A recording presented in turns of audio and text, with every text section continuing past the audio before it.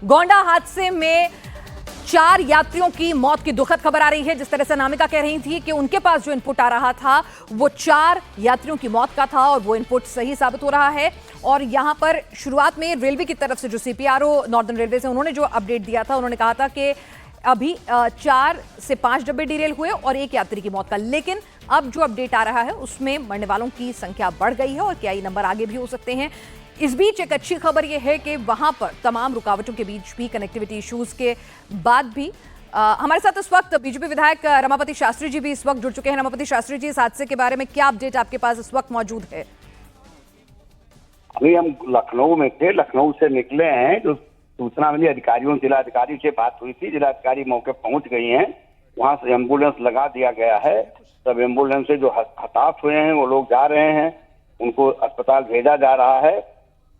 हताहत होना एक बताए थे जिलाधिकारी महोदय। अब आगे जो कोई जानकारी होगी तो हम आपको बताएंगे। अभी दोबारा बात नहीं हो पाई है। कार्यकर्ता हमारे वहाँ भाजपा के और आरएसएस के कार्यकर्ता वहाँ राहत कार्य में पहुंच गए हैं, सब लगे हुए हैं। हमारे पीआरओ हैं, प्रतिनिधि हैं हमारे श्री वेद प्रकाश दुबे जी, और हमारे छोटे भाई हैं श्री बाबूलाल शास्त्री, ये भी मौके पर पहुंच रहे हैं।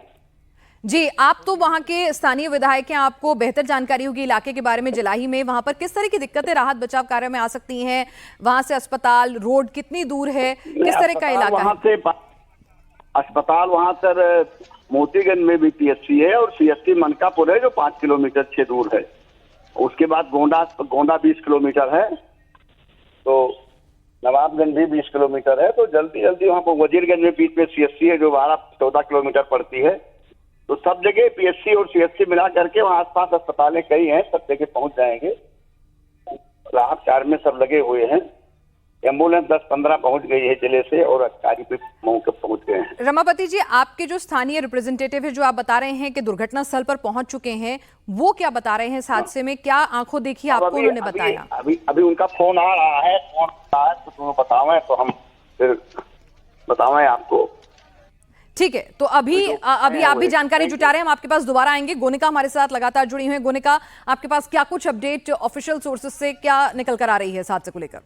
देखिए, बिल्कुल तमाम बड़े अधिकारी वहां पर लगातार पहुंच रहे हैं, जिसमें महाप्रबंधक पूर्वोत्तर रेलवे के पहुंच चुके हैं। उसके साथ साथ मंडल रेल प्रबंधक लखनऊ मंडल के भी पहुंचे हैं, यानी लखनऊ डिवीजन के भी ऑफिसर्स पहुंच चुके हैं। इसके अलावा वहां पर जो मेडिकल टीम भिजवाई गई है, वो मेडिकल टीम सबसे पहले वहां पर जो प्राइमरी चिकित्सा है वो वहां पर लोगों को देगी, ताकि जल्द से जल्द जो लोग घायल हैं, जिनको हल्की फुल्की चोटें आई हैं, सबसे पहले उनको वहां पर फर्स्ट एड दिया जा सके। उसके बाद जो एम्बुलेंसेज वहां पर पहुंची है, लगभग 10 से 15 एम्बुलेंसेज पहुंची है, और उन एम्बुलेंसेज के जरिए नजदीकी अस्पताल में वहां पर उनको पहुंचाया जा सके, ताकि जल्द से जल्द लोगों का इलाज किया जा सके। जहां तक लोगों की मौत की खबर है, अभी तक फिलहाल 4 का आंकड़ा सामने आ रहा है। हालांकि आंकड़ा बढ़ सकता है, क्योंकि जिस तरीके से ये कोचेस डीरेल हुए हैं, लगभग 2:30 बजे के करीब ट्रेन गोंडा रेलवे स्टेशन से निकली, 2:37 पर डीरेल हो जाती है, यानी कि लगभग 7 मिनट का ही डिस्टेंस कवर करती है, और उसी दौरान यह हादसा होता है। भारी बारिश इसकी वजह है, बारिश ज्यादा वहां पर हो रही थी, कई जिलों में ज्यादा बारिश हो रही, जल जमाव वहां पर हुआ था। हालांकि ट्रैक धंसा है या फिर कोई और वजह है, ये अभी वहां की साइट इंस्पेक्शन करके पता चलेगा। लेकिन फिलहाल लगातार नजर बनाए हुए हादसे पर,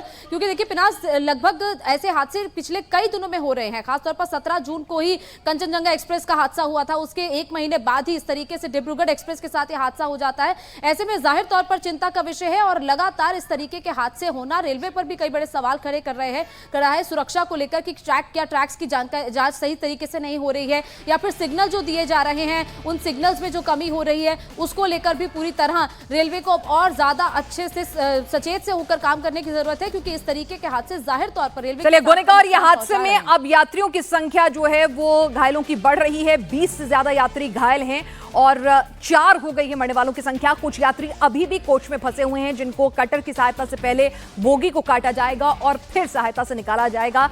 और आपको बता दें कि अभी मेडिकल एड टीम भी वहां पहुंच चुकी है, 15 एम्बुलेंस वहां पहुंच गई हैं नजदीकी, और 40 सदस्य मेडिकल टीम वहां पहुंच गई है। प्राथमिक उपचार के बाद जिनको जरूरत होगी उनको अस्पताल के लिए रवाना किया जाएगा। और सबसे बड़ी चुनौती यही है कि वहां पर जो यात्री अभी भी बोगी में फंसे हुए उनको कैसे बाहर निकाला जाए।